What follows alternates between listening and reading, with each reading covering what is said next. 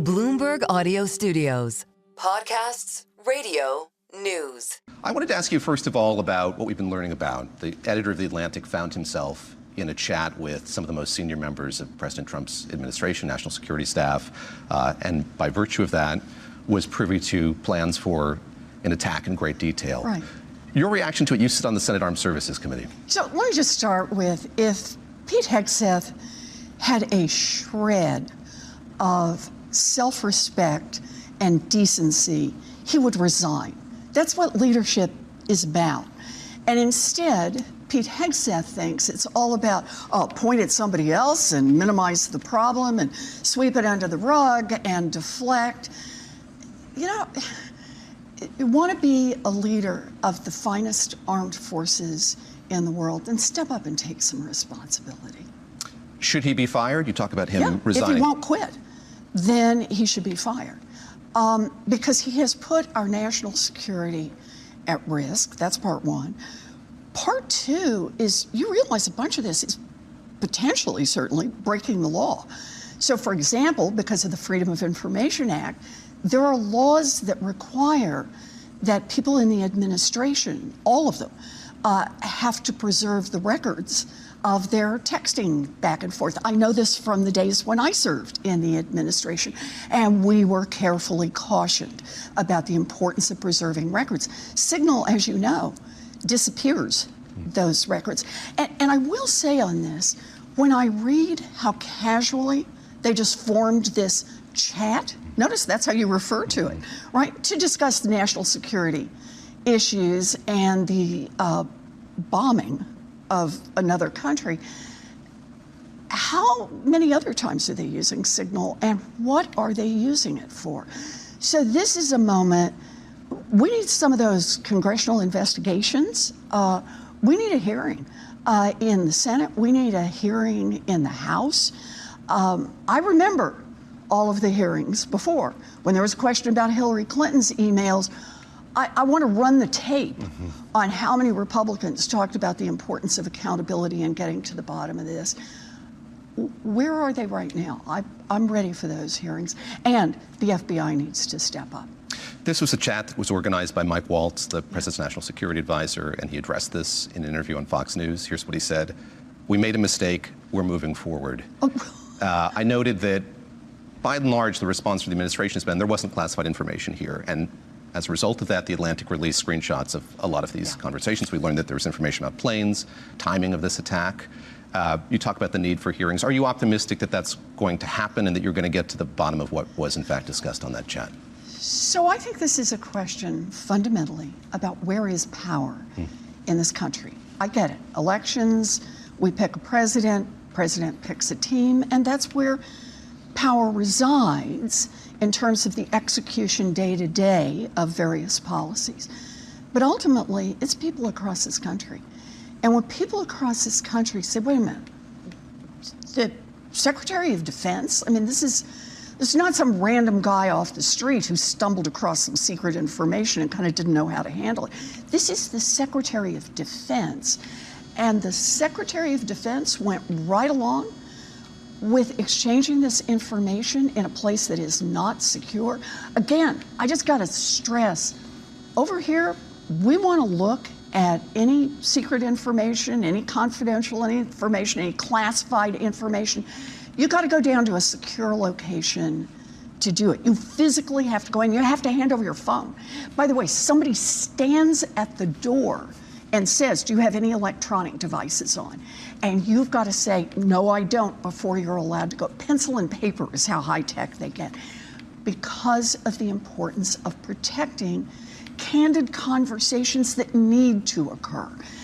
And those candid conversations need to be shielded from the rest of the world. When the White House wants to say, nothing to see here, just flip it the other direction and ask yourself, if The Atlantic had called the White House and said, let me show you what we've got in advance of the bombing. You guys okay if we put it up on our website? How many heart attacks would there have been over at the White House saying, no, no, no, no, no, you can't do that? Well, if it wouldn't have been okay for the Atlantic to publish all of that in advance. You got to worry. It's not published on a website, but I don't know who's listening on Signal. The Chinese, the North Koreans, the Russians, some other bad actors out there. It is important that we follow through as a nation and say, look, you put our whole country at risk. Our allies, I'm getting asked in the hallways by foreign reporters, can we actually trust the United States of America? If we tell secrets, are they going to end up on some Signal chat with the Secretary of Defense? So there needs to be an investigation, but there needs to be some accountability, and the accountability should start right now. Hegseth should resign, and if he won't do that, then Trump should fire him. He knows how to say, you're fired. I want to ask you about the moment that we're in. This is Sure. part of that moment. We're 2 months into this administration's tenure. How are you thinking about the role of the Democratic Party in this moment and just its gravity overall for the country itself? So let's set the table for this moment. Donald Trump ran for office saying over and over and over and over and over, I will lower costs on day one. Those are his words, not mine. I will lower costs on day one. He said that to millions and millions of people. And right after he got elected, he was interviewed. His very first interview, he said, that's how I got elected, was saying, I'm going to lower costs on day one. So here we are, 2 months in. He has done nothing to lower costs. I mean, no. All that's happening is we're watching places where costs are going up, up, up. But he and his co-president, Elon Musk, have been out there with a chainsaw moving through government, trying to fire the financial cops, for example, by trying to shut down the Consumer Financial Protection Bureau, laying off tens of thousands of federal workers who kind of do the job of Social Security, making sure people get their Social Security checks each month, ending contracts for medical research. So there's this, and playing red light, green light with tariffs, right? Yes, there's a tariff. No, there's not a tariff, right? Playing that game. So it's important to remember, we're in a system right now that is deeply chaotic. I think of it like a sandstorm, you know, the sand is blowing everywhere. I think the job of the Democratic Party right now is to say, there's a lot going on. We are in the fight. We are in the fight to save Social Security. We are in these fights. But to pull back and to look at the bigger picture. The media will do the day-by-day fights, but our job is to pull back. And the bigger picture is that other promise that Donald Trump made when he was running for president. Remember, to millions of people, he said, I will cut your costs on day one. To a handful of what he called his rich as hell donors, he said, I'm going to give you tax breaks like you've never seen before. So right now, Trump, the Republicans, and the billionaires are working together to move forward on a tax giveaway of about $4.7 billion, mostly sucked up by billionaires, billionaire corporations, and then paid for on the backs of elderly people in nursing homes who will lose federal support, your neighbor down the street who has a disability and needs a home health aid paid for by the federal government, kids in public school who need help, and those public schools need help, cutting scientific research and medical research. And that sets up what this fight is all about. Are we going to be a nation that hands over $4.7 trillion in giveaways to a handful of billionaires and makes everybody else pay for it?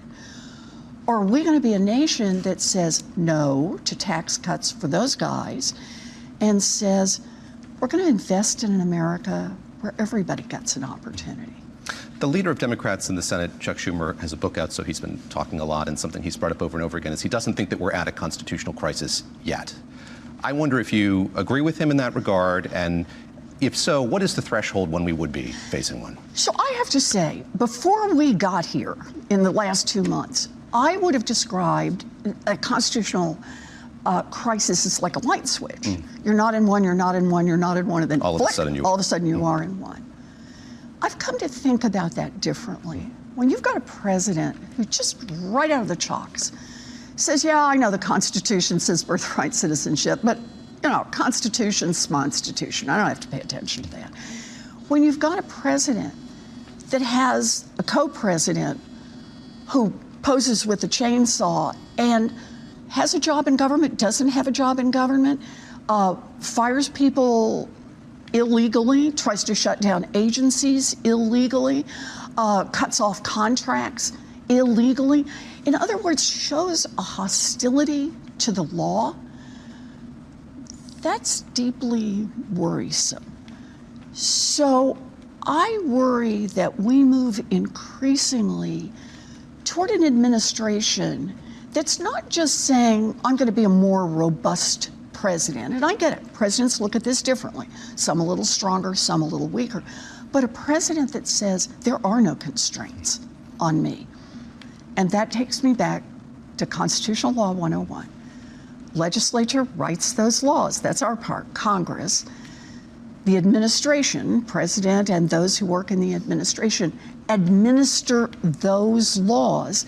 And the courts have the responsibility, if the administration steps out of line, to say you violated the law. We keep all three parts in balance. And I'm watching Donald Trump and Elon Musk say, no, they are not three equal branches of government. It's just one. That smells a lot like a constitutional crisis. We've just been through a moment when Republicans wrote a continuing resolution and Chuck Schumer said the Democrats should support it. He did, you did not, I should say. You did a town hall in Lowell, Massachusetts. WBUR was there and recorded it, and I got tape of what you said. I think Chuck Schumer is wrong. You didn't linger on that, and I wonder if you might hear just for a moment. Was he wrong about the political calculation? Spell out for me what you disagreed about that he did in particular. I think there's a moment when you stand and fight. And for me, that moment came with the continuing resolution. It was a squandered opportunity to do that. So it's more than that. Understand, let's go back to what we're talking. What is the big fight right now? The big fight is going to be whether or not the billionaires and Donald Trump and Elon Musk are just going to take over our country and run it to suit themselves, make everybody else pay for it.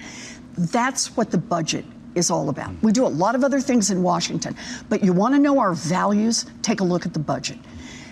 And so the question becomes, in this fight, we got to stop and draw the line and say, it's time. It's time for us to fight back. It's time to call on people of the United States, because that whole constitutional structure that I was talking about, the three parts of government, all rest ultimately on the people. And it is time to have that fight. Did it cause you to reevaluate your faith and confidence in Senator Schumer as a leader of Democrats in the Senate? I want to be clear. We are heading into a fight where we need every single Democrat pointed the same way. We may still be bumping around on exactly what the timing is going to be on that fight, exactly where the trigger point is going to be. But there is no doubt in the United States Senate, the 47 of us are locked arms and moving in the same direction. And the same is true over in the House. This fight is on top of us. We cannot avoid this fight because Donald Trump and Elon Musk truly, they want to take this country over for just a handful of people. And they want even more wealth and more power to go to them while everybody else has to pay for it. That is the fight. Last question on this subject. Sure. What is your role as you see it in that fight? You write a lot of letters to administration officials. You speak out quite a bit. You are somebody, I think, identifiable with this oversight fight and struggle with the administration. How do you see your role in the Democratic Party broadly today? Look, I look at what are the tools in my toolbox. I'll use every one of them that I possibly can. Oversight is a big part. This is part of your job when you're a senator. And that is to look at the agencies, to ask questions of these nominees, to get them on the record, to press them, to ask for investigations. This is why we need inspectors general. This is why we need an active GAO. This is why we need an FBI that is still functional. It's partly just to say we already have laws, enforce the damn laws, make sure that people are doing that. That's part of my job. Part of my job is to be in the fight, to give it everything I've got. Because as I said, ultimately it's going to be about people across this country saying, look, I don't want an America where it's all about a handful of billionaires. I want an America where we actually do invest in medical research. I want an America where actually every kid has an opportunity to go to public school, even kids who have special needs. You hear me talking as a special needs teacher. I want an America where we're making investments in our best resource, and that is our people. Talking to a former law professor, so Article 2, Section 2, power of advice and consent. Yep. By virtue of the committees that you sit on, armed services, finance, banking, you have had the ability to question a lot of these high-profile nominees. Coming up is the president's pick to head the Securities and Exchange Commission, Paul Atkins, and you've written a memo, 34 pages in length. It starts with a congratulations. It's about average for me. You say he has extensive experience in financial services and capital markets, but I have concerns about your record. Yeah. You tick through what he's done as an SEC staffer and commissioner and the work that he's done since in the private sector as a consultant. He did work on behalf of FTX, the fraudulent and failed crypto conglomerate that Sam Bankman-Fried started. You point out things he said about crypto and climate regulations. Given all of that, is there anything that he could say to earn your vote in committee? So let me back up just a little bit. Think about the job that he's being interviewed Top cop on Wall Street. Top cop on Wall Street, and cop in two meanings of that word. One is you got to catch the fraudsters, you got to make sure everybody's dotting their I's and crossing their T's, because there's a lot of value in having that stock market be an honest and level playing field. But the other way in which top cop, it's to watch for risk building up in the system. It's to make sure that the regulations that are in place are appropriately calibrated to deal with those risks and beat those risks out of the system. Paul Atkins actually has a track record on exactly that issue because he served as a commissioner in the SEC from 2001 to 2008. You remember what happened Financial then. crisis, yes. So here we are in the lead up to the financial crisis. And over again, what does Paul Atkins vote for? Loosen the regulations. What does his nomination say to you about the regulatory framework this administration wants in place? I think this is entirely in keeping with what Donald Trump and Elon Musk want to see us do, and that is loosen regulations, loosen regulations, loosen regulations. That is what Paul Atkins did. He also said repeatedly that no, regulations just get in the way. Everybody needs to do whatever they want, those big Wall Street giants. We saw the crash in 2008, and here's what happens next. After the crash, he has the chance to have a little 20/20 hindsight. He has 20/0 hindsight. He looks back and says, nope, no problem with having let those giant Wall Street banks run wild. And the fact that the American taxpayer had to bail them out, not a problem. That's my concern. If someone has demonstrated such poor judgment, you got to be really worried about putting them in a job where the failure to have good judgment could be like it was back then. Remember, 10 million families lost their homes. Millions more people lost their jobs. We watched Wall Street do a real tank then. And here's the thing about Paul Atkins. We have both his demonstrated experience, but also look at his experience overall. So his time in government is a real problem. But now he's someone who has built a very lucrative business with Potomac Partners. He charges evidently upwards of $1,200 an hour to give advice. And he says, well, I'm going to divest this interest, but he doesn't want to tell us who he's divesting to, who's buying it, and for what purposes, and what are the long-term plans? Because here's the deal. SEC chairmanship doesn't last forever, right? 2 years, 4 years, maybe longer. My concern is, and so what happens on the other end? Does he just come right back out, and instead of charging $1,200 an hour, it's now $2,400 an hour. But it's who do you work for? And why that matters is it has an effect on the time you sit as chairman of the SEC. So there he is making decisions, and I look at someone like Paul Atkins. How much time has he spent with families that are working 3 jobs to try to make it to the end of the month? How much time has he spent with any of those 10 million people who lost their homes in the last crash? And how much time has he spent with this handful of billionaires who really, at least in the short run, love these deregulated markets and taxpayer bailouts? And how much, when he makes a decision, is he thinking about the guy working 3 jobs, and how much is he thinking about his future clients whom he could please while he's at the SEC? So those are the problems for me. Something about which I know you're passionate is the independence of these regulatory agencies. Oh, yeah. You look at the SEC today, there are 2 Republicans on that commission, 1 Democrat whose term will be up soon. There's been no indication the president's going to put forward another Democratic nominee. I look at the FTC, the Federal Trade Commission, and the 2 Democratic members were removed by this administration. They're fighting to get back in those positions. What is the practical implication of that? Not having 5 members in place, not having the kind of, I imagine, ideological, political diversity you would have under normal circumstances. Right. You know, I'm glad you asked that, because it's a reminder that when those agencies were designed, FTC, of course, the oldest, the SEC during the Great Depression, they were made bipartisan from the beginning in an understanding that, yeah, it's going to move a little. There's going to be a little shift, but we need buy-in across the political spectrum, and we need the stability all the way through the entire system. I think of it this way, even for companies that are saying, let's deregulate, you know, turn us loose, let us do whatever we want.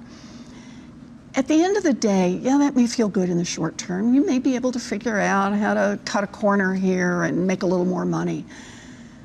But understand, the reason our stock market is so valuable is in part because it has level, transparent rules that are strictly enforced. And you start to weaken that, and in the short run, you may make a profit, and that guy over there. But how many other people say, you know what, I don't think that's where I want to invest my money. I think I'm just going to slow down on how much of my wealth, my energy, my time, my talent I put in there.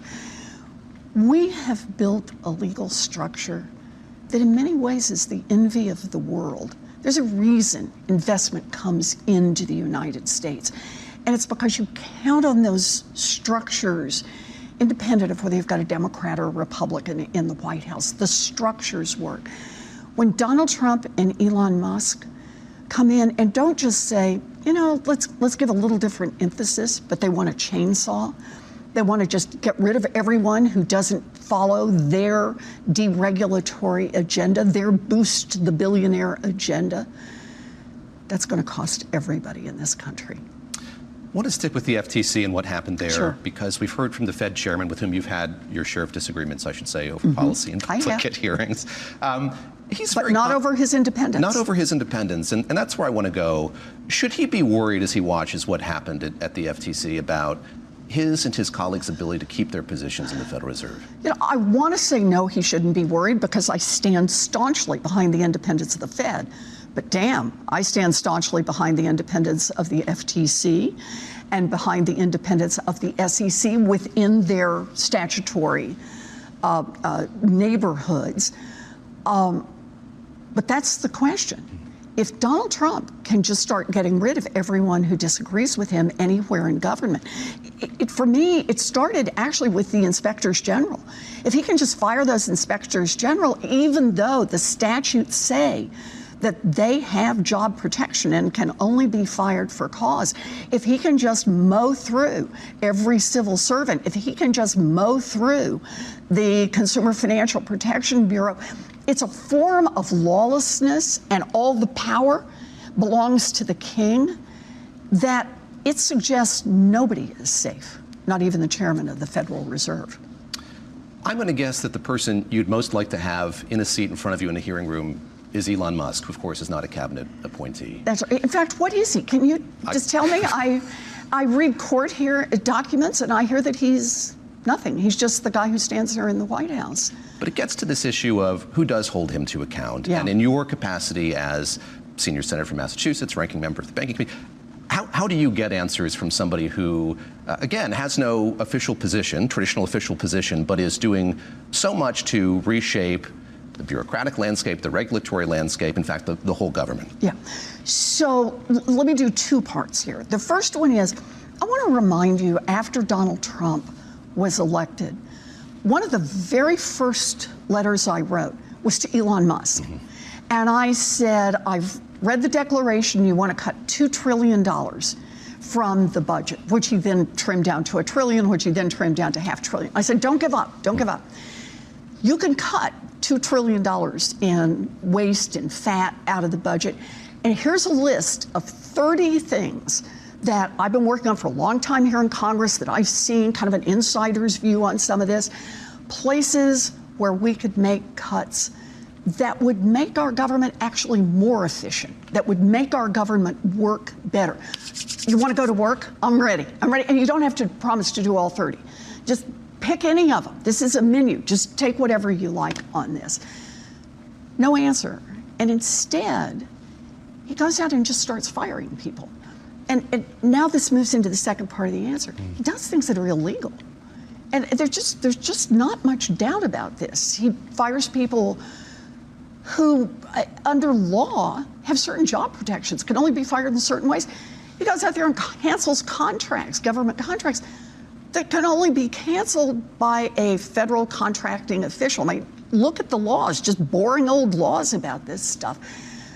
So what we have is a lawlessness that has been set through our entire government. And this is a threat to democracy. It is also a threat to our economy. You can't build a strong and stable economy in the middle of this. It is also a threat, damn it, to good government. I go back to my list. There are things I really wanted to cut. I'll tell you something else I want to do. I think we ought to have simpler regulations. I'm not a no regulations gal, but I am definitely, there are a lot of places we should simplify our regulations, make them clearer, easier to understand. There are things we could do to run this government better. And in that sense, I want to cheer when someone says, I want to be a reformer. But you got to be a reformer within the law. That is possible right now. Republicans are in control of the House, the Senate, the White House. You guys want to do reform? Pass some damn laws. But do not set Elon Musk to take a chainsaw to cancer research in America and put old people out of the nursing homes that they're in. That is not how America builds a future. And frankly, that is not the kind of people we want to be. Last question here. We've talked about the three branches of government. Let me ask you about Sure. the judicial one in particular, drawing from your experience again as a professor of law. Are you confident that the courts will be able to keep up with all of the challenges that we've seen here? There has been this flurry, the sandstorm as you described it. Can the courts keep up? It's tough. Look, we're at over 100 lawsuits. I no longer can keep the number in my head because it keeps shifting. But the judges, by and large, have stepped up. Courts are designed to go slowly, right? And Elon Musk is moving fast, right? You can break laws a lot faster than you can actually hold people accountable for that. But at the end of the day, the three parts of government, Congress writes those laws, the administration administers those laws. We count on the courts to hold the first two to their roles. I think the judges are stepping up. So I say this half out of hope, but half out of conviction. I still believe in the Constitution of the United States. I think most judges do, and I think they're going to hold.